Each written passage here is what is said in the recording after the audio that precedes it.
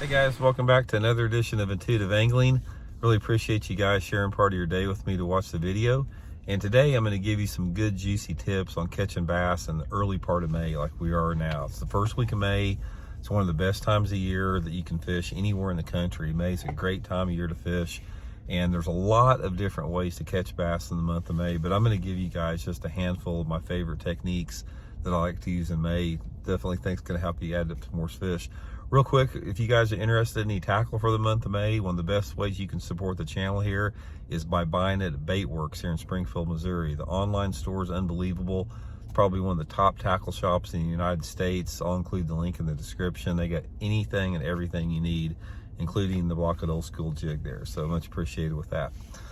Okay guys, I could do an 8-hour video on fishing in the month of May if you wanted to cover every part of the country, because every part of the country the bass are doing something different. You know, if you're fishing up north, the bass are still spawning. If you're fishing down south, they've been done spawning for a long time. And if you're fishing in the mid part of the country, they could still be spawning. So bass are doing a ton of different stuff based upon the part of the country you're fishing. But I'm going to give you guys a handful of techniques that I really like to fish during the first week of May that you can probably be able to apply to a lot of the places you fish. You know, maybe a little bit earlier, maybe a little bit later, but things that work around here in Missouri really good that time of year. For me, a lot of how the bass are going to be caught this time of year in the first week of May is dependent on two things: your water temperature and your water level. The water temperature can vary up to 5 or 8 degrees depending upon the weather patterns that you have leading up to the first part of May. And of course, the water fluctuations can vary greatly depending upon the lake that you fish. Some lakes don't fluctuate much. Some lakes like Bull Shoals here, where I fish quite a bit, it can fluctuate 30 foot a year. So that's going to be a factor too. One of my favorite ways to catch bass the first week of May is flipping. If you have any type of high water situation, which is common the first week of May, it's some of the best flipping that you're going to have as far as in flooded cover, trees, bushes, whatever type of stuff.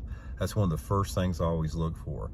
One of the things that you're going to find also when you're flipping in May, as far as the bait to use and everything, is I like to use a jig in May. In April, I prefer soft plastics a lot, but in May, I like to use a jig, and I like to go with a little bit lighter jig. So I'll use like a 1/4 ounce to 3/8 ounce, even if I'm flipping and pitching in bushes, instead over like the 5/8 or 1/2 ounce model. I just find that I get more bites on a little bit lighter jig when I'm flipping in May. It's just the mood and the personality of the fish is one thing, but a jig flipping is one of my top techniques to use.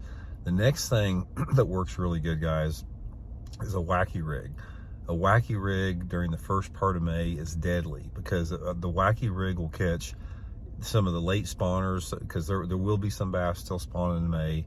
It's really effective on that, and it's also a really good bait to catch those early post spawners. There's something about a Wacky Rig that works really good on early May bass. And I'll give you guys another tip here on the Wacky Rig. Most people that Wacky Rig, they'll use like a green pumpkin or watermelon, you know, trick worm or stick bait like that. Guys, try a shad pattern. Go with some type of a shad pattern, soft stick bait or worm in May, and you will get a lot more bites on it. There's something about a shad pattern that works really good on the Wacky Rig first week of May.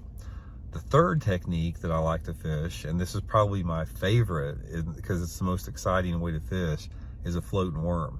A floating worm is deadly in the first part of May. It's probably the best time of year to fish it. The floating worm will work anytime that water temperature is over mid-50s, even in the late pre-spawn, but the bass will bite it during the late pre-spawn and in the spawn. But guys, when those fish come off the beds, I don't think there's a better way to catch them a lot of times than a floating worm. And it works in a wide range of situations. It works in stained water, it works in clear water, it works around flooded cover, it works in low water conditions. Floating worm is absolutely deadly in May. It's one of my favorite ways to catch them out there.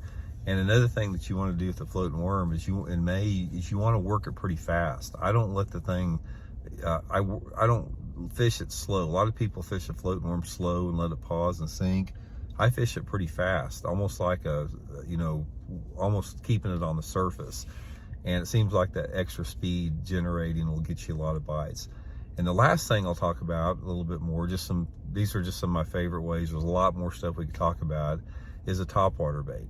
A topwater bait in May is another deadly technique. I like a walking topwater like the Megabass Diamante or Xeraspook or something like that. And one of the keys, I'll give you guys another tip for fishing the topwater in May, is throw your topwater out there. I like to fish it on points, main and secondary points in May, because that's where those fish will pull up on after spawning. Make a long cast out there, excuse me, and reel it real fast across the surface for about 5 or 10 feet, and then kill it. Just let it set completely still in the water until all the ripples dissipate, and then just twitch it a couple times and let it set still. A lot of times they will blast a walking topwater when it's sitting still in the water.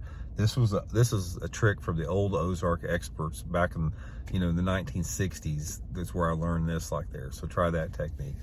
So anyway, guys, that's just a handful of my favorite techniques for the first part of May. I'll do a lot more stuff for later in May, some different stuff, but that's some stuff that's going to work for you guys right now. So thanks for tuning in, and we'll check back later.